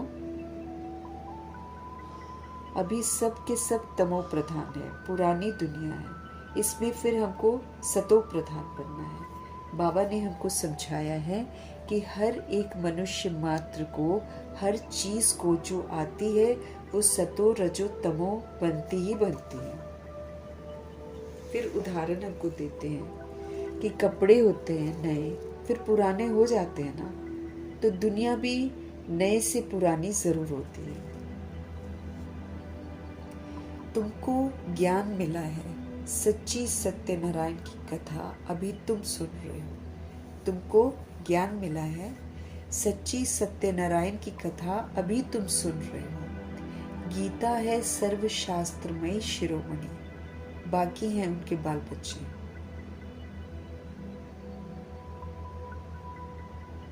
जैसे ब्रह्मा की वंशावली वैसे गीता है मुख्य। जैसे ब्रह्मा की वंशावली है वैसे गीता भी मुख्य है। ऊंच ते ऊंच माँ बाप, बाकी सब है बच्चे। अभी माँ बाप से वर्षा मिल सकता है, बाकी कितने भी शास्त्र पढ़े हों, कुछ भी करे, वर्षा नहीं मिल सकता है। अगर हम सोचे कि हम शास्त्र पढ़कर बाबा से वर्षा ले तो नहीं मिलता। अब देखो कितने लोग शास्त्र पढ़ते हैं, तो द्वापर युग और कलयुग में जो सोल्स आती हैं उनको जीवन मुक्ति का वर्षा थोड़ी मिलता है। अभी माँ बाप से वर्षा मिल सकता है, बाकी कितने भी शास्त्र पढ़े, कुछ भी करे, वर्षा मिल नहीं सकता। करके जो शास्त्र पढ़ते हैं उनकी बहुत कमाई होती है, वो तो हो गया अल्पकाल के लिए। यहाँ तुम बच्चे सुनते हो तो कितनी कमाई करते हो, 21 जन्मों की कमाई होती है। विचार करो।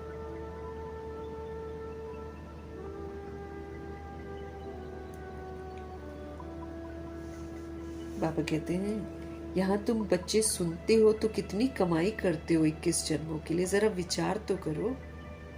इस जन्म में भी सुख शांति प्रेम अनुभव करते हैं, और फिर भविष्य में 2500 वर्ष की राजधानी में भी।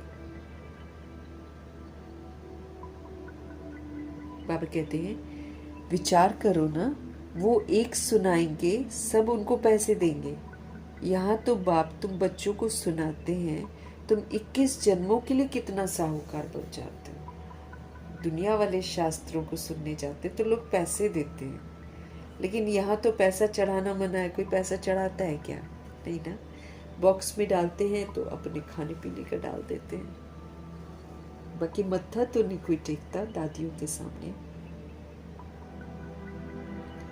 तो 21 जन्म के लिए बाबा कहते विचार करो। वो तो एक सुनाएंगे और फिर सब उनको पैसे देंगे। यहाँ बाप तुम बच्चों को सुनाते हैं तो तुम 21 जन्मों के लिए कितने तुम साहूकार बन जाते हो। वहां सुनाने वाले की जेब भरती है। भक्ति मार्ग में भक्ति आदि करना प्रवृत्ति मार्ग वालों का काम है। तुम तो हो प्रवृत्ति मार्ग वाले।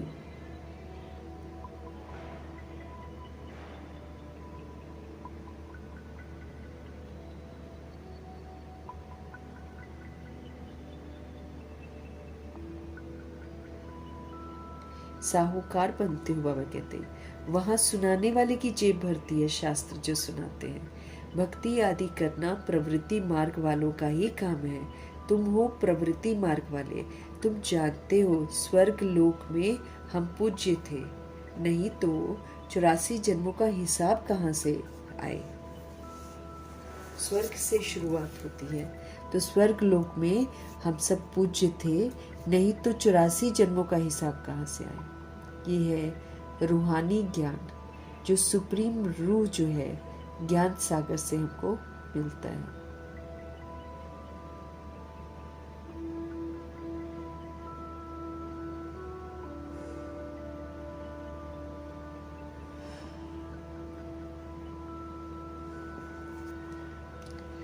ये है रूहानी ज्ञान, जो सुप्रीम रूह ज्ञान सागर से हमको मिलता है। इसमें रूह को सुधरना है। पतित पावन बाप ही सबको सदगति देते हैं। ये समय है गति सदगति की। तो जब हम जीवन मुक्ति के लिए क्वालिफाई करते हैं तो हमको सदगति मिलती है। हम बच्चों को अमर कथा बाबा सुना रहे हैं। जन्म जन्मांतर हमने झूठी कथाएं सुनी है। अब सच्ची कथा सुनकर तुम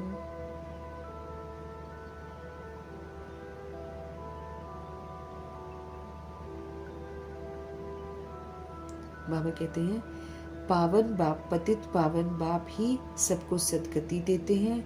हम बच्चों को अमर कथा इस समय सुना रहे हैं। जन्म जन्मांतर झूठी कथा सुनते आए हो, अब सच्ची कथा सुनकर 16 कला संपूर्ण बनते हो, बिल्कुल फ्लॉलेस बनते हो और परफेक्ट बनते हो, बेदाग हीरा बनते हो।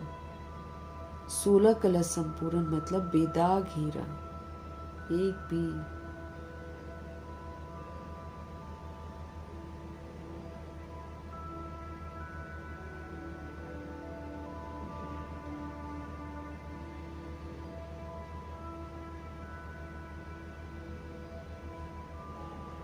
तो बाबा कहते जन्म जन्मांतर झूठी कथा सुनते आए हो, अब सच्ची कथा सुनकर तुमको 16 कलश संपूर्ण बनना है। चंद्रमा को 16 कलश संपूर्ण कहा जाता है। जब फुल मून हो जाता है ना एकदम परफेक्ट, तो 16 कलश संपूर्ण चंद्रमा को कहा जाता है। सूर्य के लिए नहीं कहते, सूर्य तो हमेशा ही फुल है। ये जो चंद्रमा है इसकी अवस्था घटती है ना, तो ये क्यों घटती है? क्योंकि यहाँ ब्रह्मा जी और बाकी सारी रूहें जो पाठ बजाती हैं, जो फुल मून बनती हैं, उनकी फिर अवस्थाएं जो हैं वो चेंज होती हैं।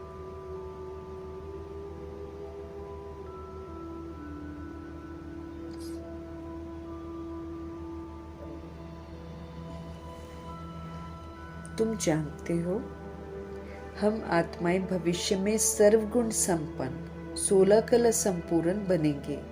फिर आधा कल्प के बाद उन्होंने खाद पड़ जाती है द्वापर युग की, फिर कलयुग की। अभी तुम समझते हो हम फिर से सर्वगुण संपन्न बन रहे हैं, 16 कलश संपन्न बन रहे हैं, सो देवता फिर से बन रहे हैं।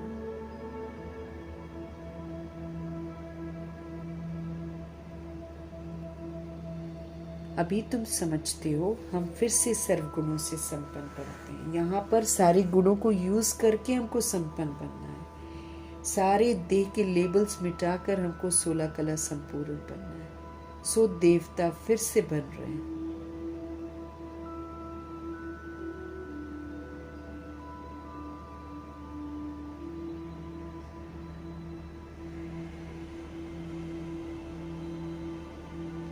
तो बाबा कहते हैं 16 कलश संपन्न सो देवता फिर से बन रहे हैं। हम आत्माएं पहले अपने घर जाएंगे मूल वतन में, फिर हम शरीर धारण कर सो देवता बनेंगे, फिर चंद्रवंशी घराने में आएंगे, फिर उसके बाद वैश्यवंशी, फिर शूद्रवंशी।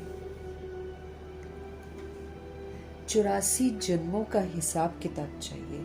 किस युग में, किस वर्ष में कितने जन्म हुए। बाप ने 84 जन्मों की सच्ची सच्ची कथा सुनाई। तुम बच्चों को कहेंगे तुम भारतवासी 84 जन्म लेते हो। अपने को एक तो ब्राह्मण समझना पड़े हमको। मम्मा बाबा कहते हैं ना, तो वर्षा शिव बाबा से लेते हो।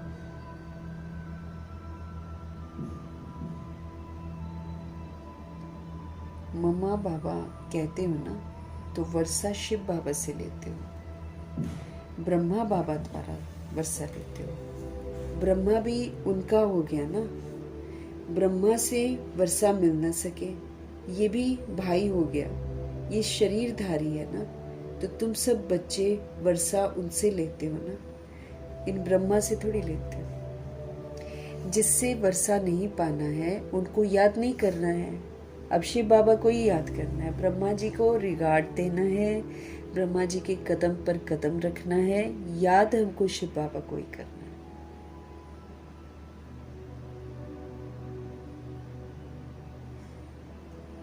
एक शिव बाबा को ही याद करना है, उनको ही कहते हैं तुम माता पिता हम बालक तेरे।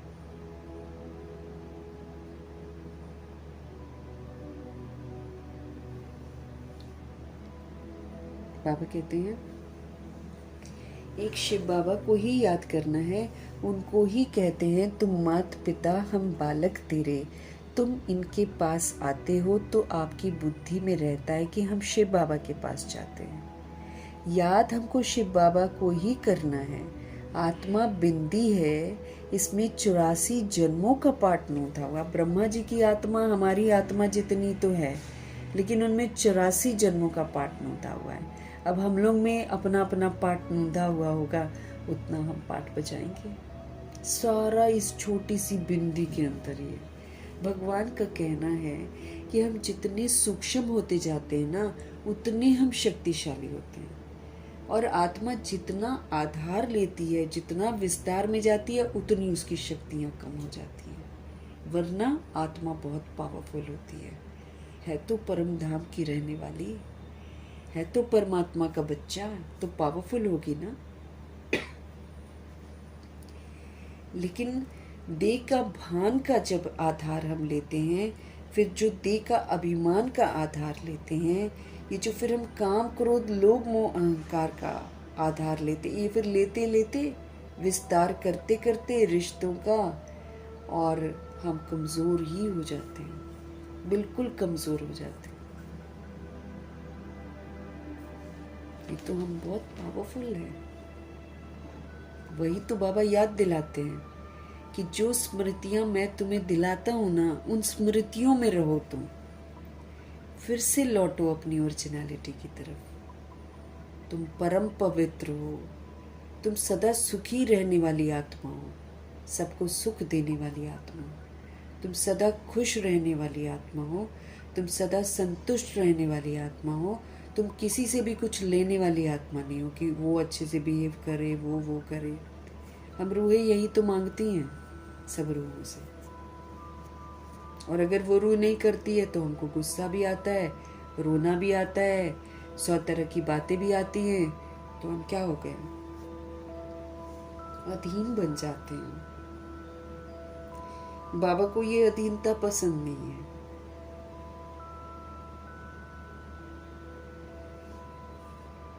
अब फिर से हम सतोगुणी होने का सबूत दे देंगे बाबा को, तो इज्जत से घर वापस जाएंगे, मार नहीं खाएंगे। लेकिन अगर हम नहीं बनेंगे तो फिर हम मार खाएंगे। तो ये छोटी सी बिंदी जो है, इसी के अंदर मन, बुद्धि, चित्त, दिल, संस्कार है। इसी के अंदर सारी रिकॉर्डिंग है, अति सूक्ष्म, जो दिखाई भी नहीं देती है। बॉडीली बीइंग सामने होती है, जब रूह उसके अंदर से निकलती है, सारे सामने खड़े होते हैं, दिखाई थोड़ी देती है, वो निकलती है। जो पार्ट बजाती है, ये कितना बड़ा, ये कुदरत की बात है कि वो दिखाई नहीं देती है, लेकिन वही पार्ट बजाती है, उसी पर सारे लेप छेप लगते हैं। बॉडी दिखाई देगी हमें, खत्म हुई बॉडी, रूह नहीं दिखाई देती है। और पावरफुल कितनी होती है। यहाँ से बाबा कहे अमेरिका जाना हो, उसका जन्म अमेरिका में होना हो तो अमेरिका पहुंच जाएगी। उसको कोई लेकर थोड़ी जाता है, बॉडी को लेकर जाता है। बॉडी को ले जाने के लिए 4 लोग चाहिए या 6 लोग चाहिए।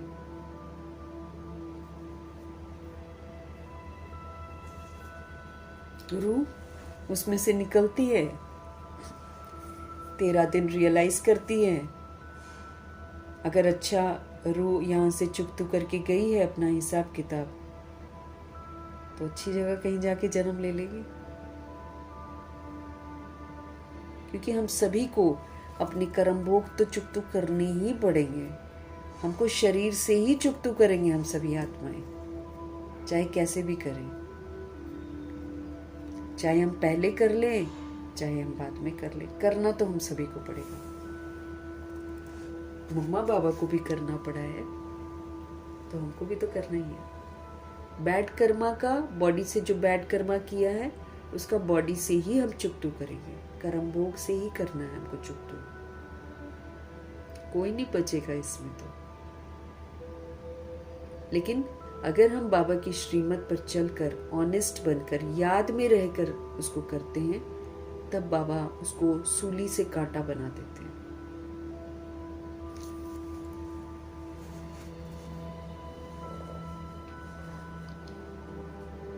हमको एक शिव बाबा को ही याद करना है। 84 जन्मों की रिकॉर्डिंग है रूह के अंदर।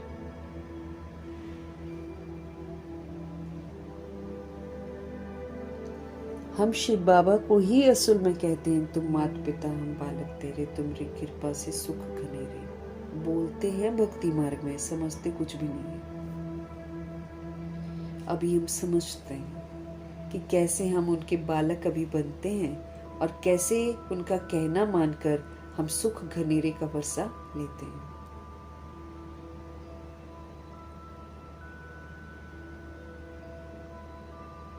तो हम ब्रह्मा बाबा के द्वारा शिव बाबा से वर्षा लेते हैं। ब्रह्मा भी उनका हो गया, ब्रह्मा से हमको वर्षा नहीं मिलने वाला है।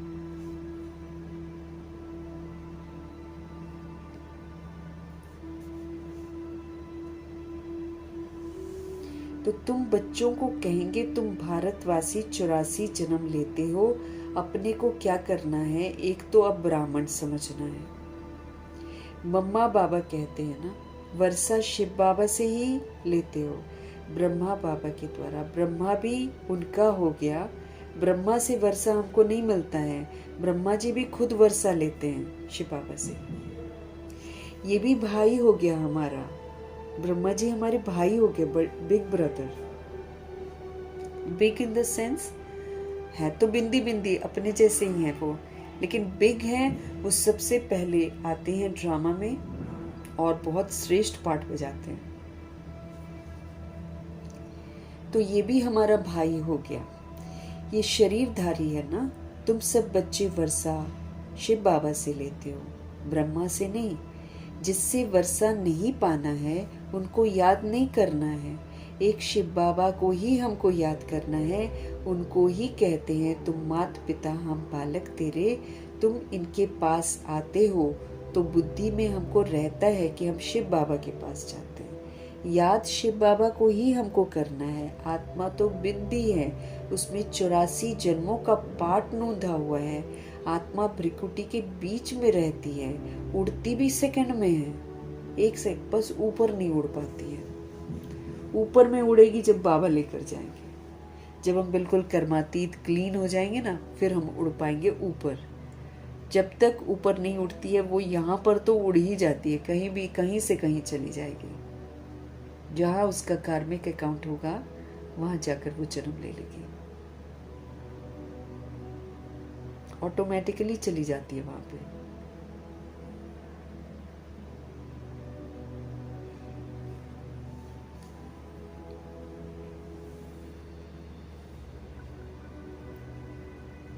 उड़ती भी बाबा कहते सेकंड में है, ये हाथ में कोई इसको पकड़ नहीं सकता है आत्मा को। उड़ती भी सेकंड में है बाबा कहते, हाथ नहीं आती है। आत्मा बिंदी बन गई है ना, फिर नहीं किसी के हाथ आएगी। मैं आत्मा एक शरीर छोड़ दूसरा लेता हूँ, भ्रिकुटी के बीच जाकर विराजमान होता हूँ। बुद्धि में समझ है हमारी आत्मा ऐसी है। सतयुग में तो कोई ऐसी चीज देखने की आशा ही नहीं रहती है।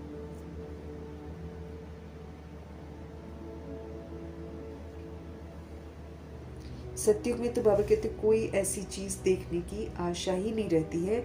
आत्मा को देख सकते हैं दिव्य दृष्टि से, कोई इन आंखों से देखने की बात ही नहीं है।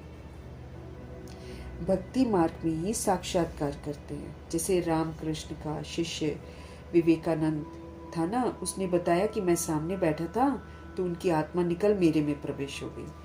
वो ऐसा बोलते हैं, ऐसा तो नहीं होता लेकिन बिंदी उन्होंने जरूर देखी, क्योंकि बिंदी गायब हो जाती है ना फिर, तो उनको लगा होगा कि मेरे अंदर ही आ गई है।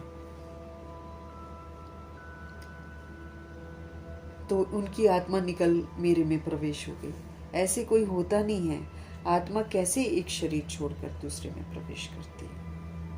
ये सब बातें बच्चों को समझाई जाती हैं। अभी तुम समझते हो कि हम अमर लोक में जाने के लिए पुरुषार्थ कर रहे हैं। अब हम समझ रहे हैं कि हम सभी रूहें अमर लोक में जाने के लिए पुरुषार्थ कर रहे हैं। अमर लोक में हम जन्म लेंगे, वहां हम गर्भ महल में होंगे। यहाँ तो गर्भ जेल में बहुत त्राही त्राही करती हैं सोल्स।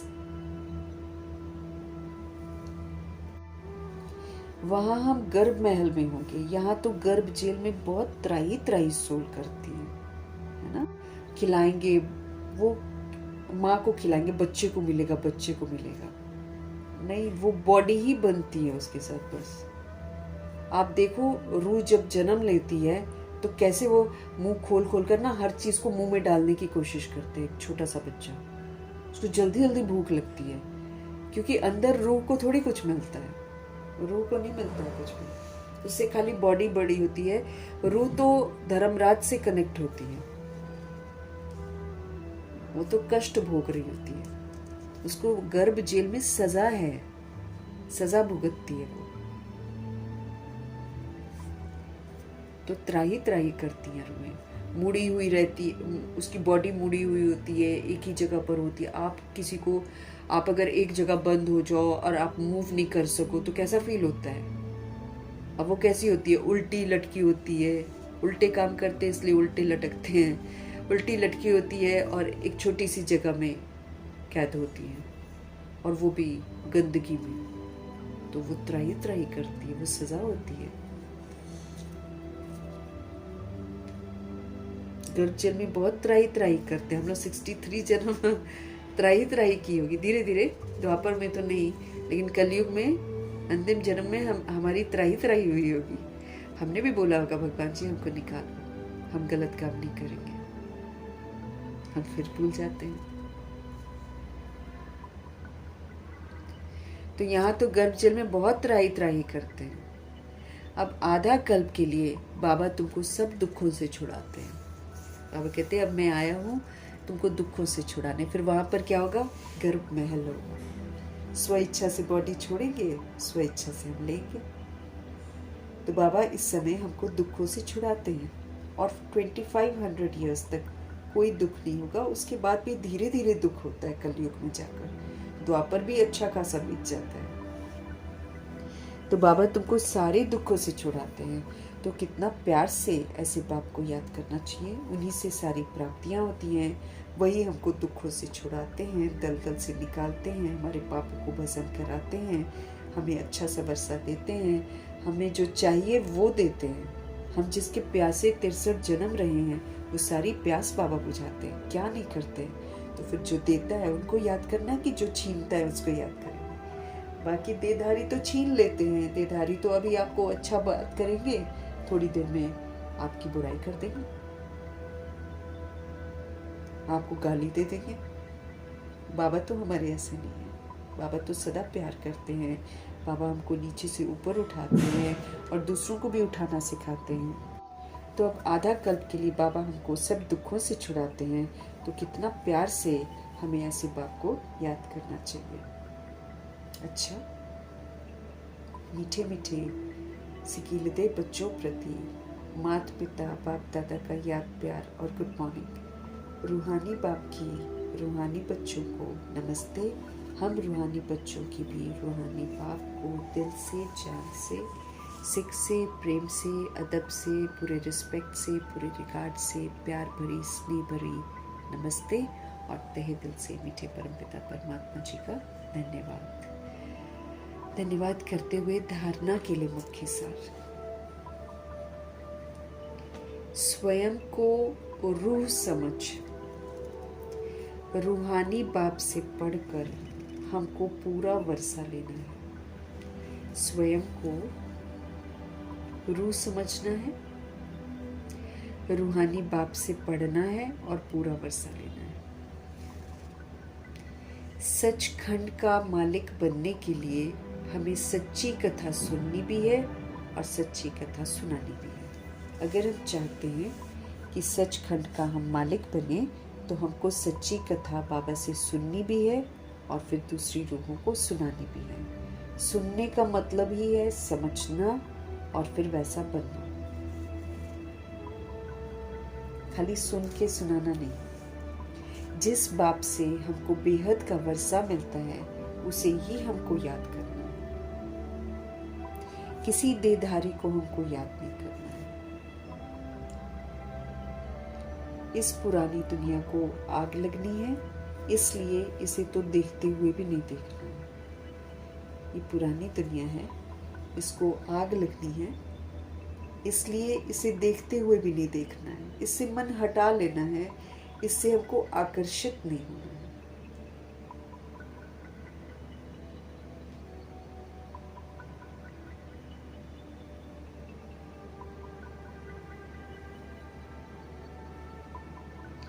सतगुरु जी का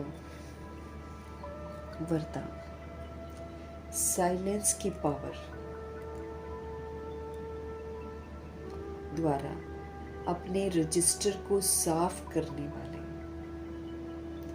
लोकप्रिय और प्रभु प्रिय भव। साइलेंस की शक्ति,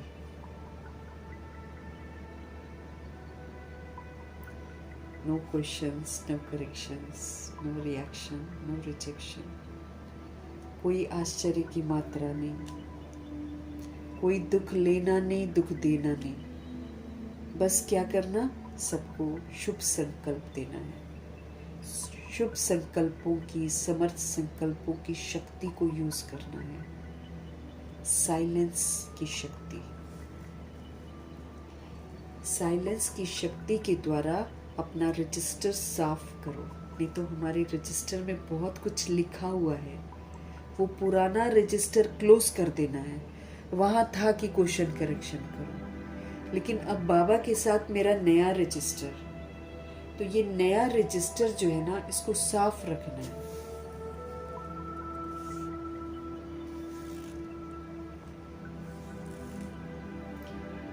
तो लोकप्रिय भी बन जाएंगे, प्रभु प्रिय भी बन जाएंगे।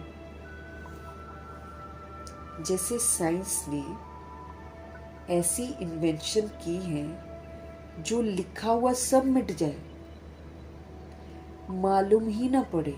यूं हम इरेजर लेकर इरेज करेंगे ना, तो फिर भी कुछ कुछ दिखता रहता है। लेकिन साइंस ने ऐसी इन्वेंशन की है जो लिखा हुआ सब मिट जाए, मालूम ही ना पड़े कि क्या लिखा था। ऐसे आप साइलेंस की शक्ति से अपने रजिस्टर को रोज साफ करो। ऐसे आप साइलेंस की शक्ति से, साइलेंस की पावर से क्या करो, आप अपने रजिस्टर को रोज साफ करो।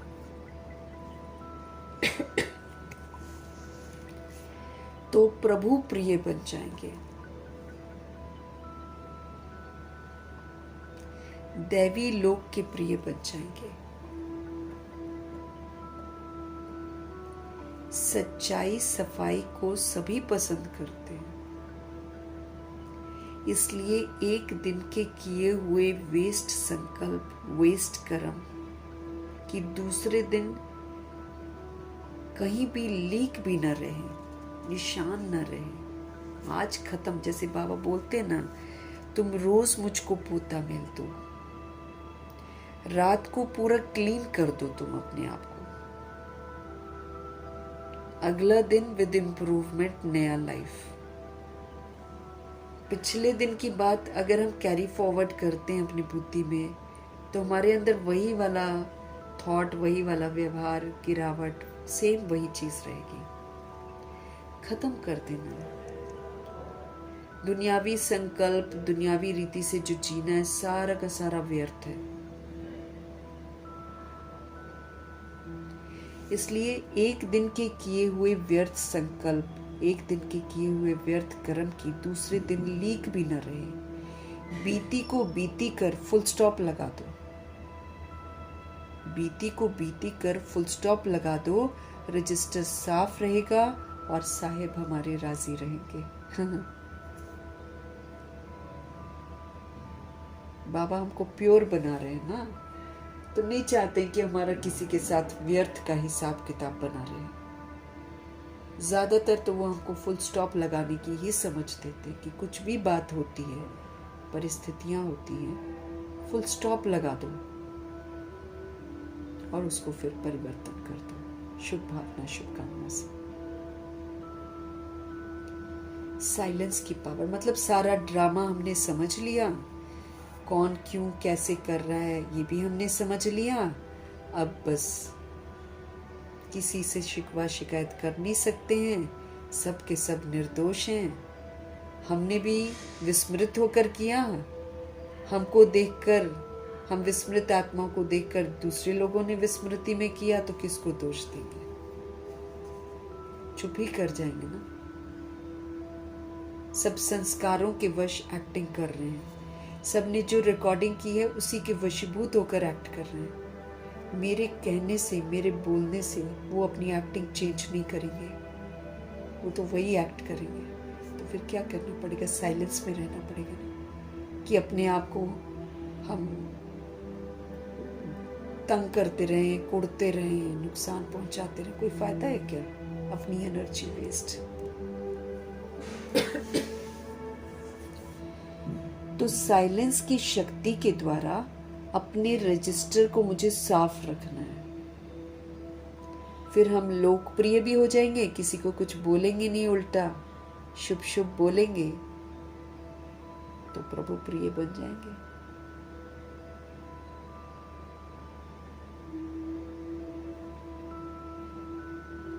तो बाबा कहते हैं साइंस वालों के पास उन्होंने ऐसी इन्वेंशन की है, जो लिखा हुआ जो है ना वो सारा मिट जाता है, उसका नाम निशान नहीं रहता। ऐसे ही हमें भी मन चित्त पर कोई बात नहीं रखनी है। तो बाबा कहते हैं आप साइलेंस की पावर को यूज करो। साइलेंस की पावर हमारे अंदर तब आती है जब हम ड्रामा को यथार्थ रीति समझ जाते हैं, फिर लग जाती है बिंदी। अच्छी रीति सबका पाठ, माया का पाठ, सब कुछ जब अच्छी रीति समझ जाते हैं तब बिंदी लगती है।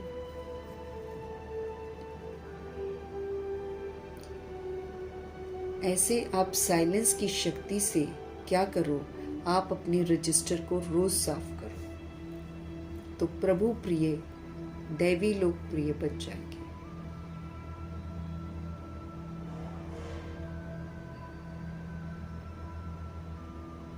सच्चाई सफाई को सभी पसंद करते हैं। सच्चाई और सफाई को सभी पसंद करते हैं, इसलिए एक दिन के किए हुए व्यर्थ संकल्प, एक दिन के किए हुए व्यर्थ कर्म की दूसरे दिन लीक भी न रहे। हर किसी को सच्चाई सफाई बहुत पसंद होती है, इसलिए एक दिन में जो हमने व्यर्थ संकल्प किया है, व्यर्थ कर्म किया है, वो दूसरे दिन उसका निशान भी न रहे।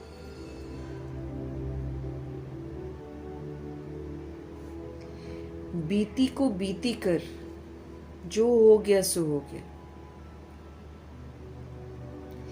बीती को बीती कर फुल स्टॉप लगा दो,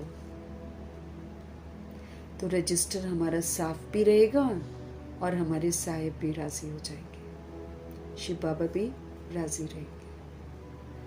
बीती हुई बातों का चिंतन नहीं करना है, वो हमारे रजिस्टर को गंदा करता है, क्योंकि जो बीत गया वो वापस तो आ नहीं सकता, उसको अंडू तो नहीं कर सकते ना। हाँ, उसको फुल स्टॉप लगाकर फिर दोबारा चित्त पर इमर्ज नहीं होने देंगे, ये कर सकते हैं।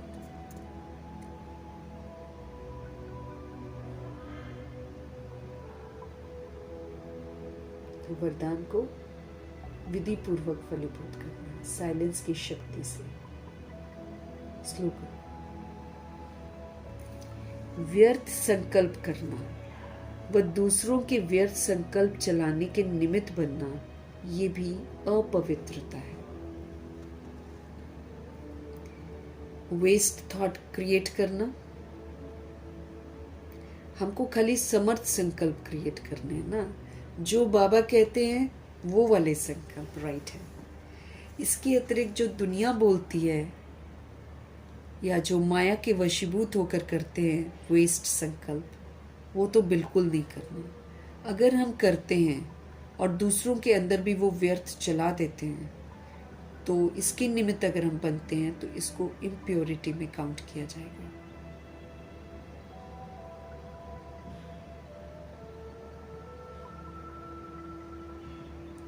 तो व्यर्थ संकल्प करना, दूसरों के व्यर्थ संकल्प चलाने के निमित्त बनना, ये भी अपवित्रता है। इस अपवित्रता से हमको दूर रहना है। ये अपवित्रता है। बाबा कहते इससे अपने आप को हमें दूर रखना है। अव्यक्त इशारे हमको मिल रहे हैं, सदा हर्षित रहना है हमको। पेपर पास करने हैं ना, हमेशा हर्षित रहकर। कौन सा हर्षित? आत्मिक प्रसन्नता की सब हिसाब किताब सेटल हो रहे हैं, हम फ्री हो रहे हैं, हम निर्बंधन हो रहे हैं, हम आत्मा भाई को सहयोग दे रहे हैं। इस स्मृति से हमको जीना है।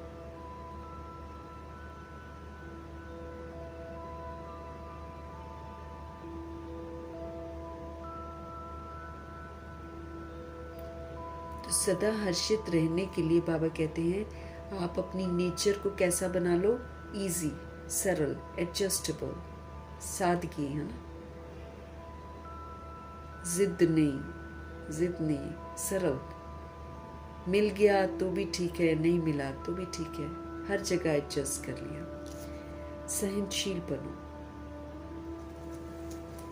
मन, वाणी, कर्म, इसमें सरलता और सहनशीलता दोनों ही जरूरी है। मनसा में, वाणी में, कर्म में सरलता और सहनशीलता ये दोनों जरूरी है। अगर सरलता है, सहनशीलता नहीं है, तो भी हम श्रेष्ठ नहीं हैं। सरलता के साथ साथ सहनशीलता है तो फिर शक्ति स्वरूप कहा जाएगा।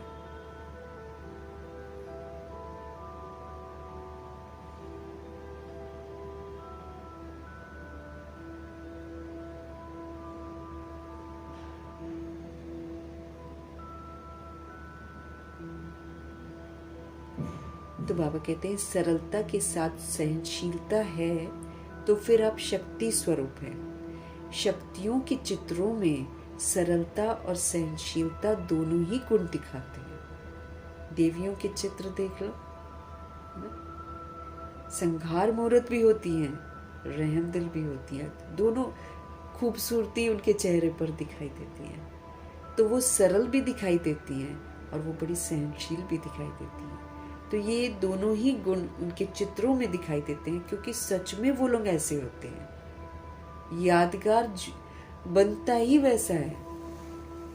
लक्ष्मी नारायण सबसे ज्यादा हर्षित रहते हैं, इसलिए जब उनकी जड़ मूर्तियां बनती हैं तो लक्ष्मी नारायण के चेहरे पर ही सबसे ज्यादा हर्षित बना होता है, दूसरों के चेहरे पर नहीं होता है। राम सीता के चेहरे पर नहीं होता है।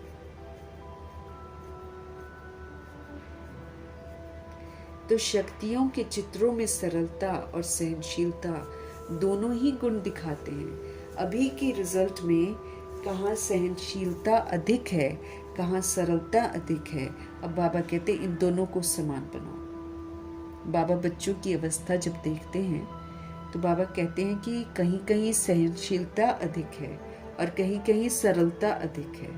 और बाबा कहते हैं अधिक नहीं अच्छा होता है, बैलेंस अच्छा होता है। दोनों का संतुलन चाहिए।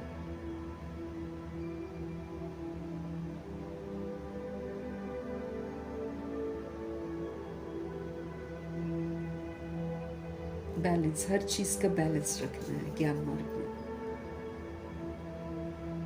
तो हमको सदा हर्षित रहना है, अपनी नेचर को बिल्कुल सरल, एडजस्टेबल, सिंपल बनाना है, इजी बनाना है और सहनशील बनना है।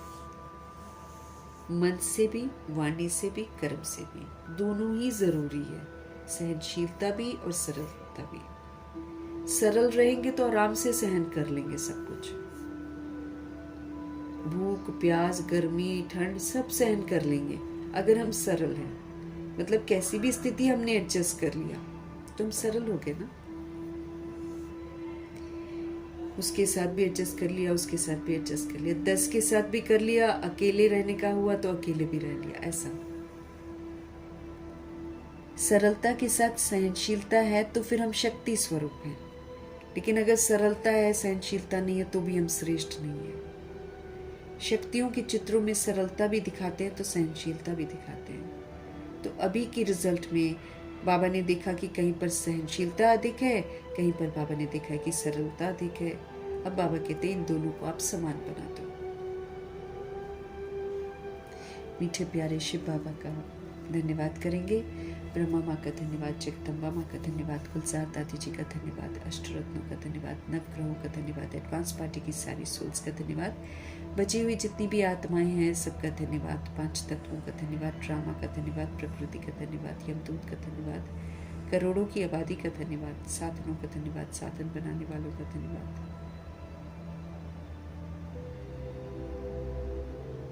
साथ में रहने वाली सोल्स का धन्यवाद, सहयोगी आत्माओं का धन्यवाद, अविनाशी खजानों का धन्यवाद, समय का धन्यवाद, शरीरों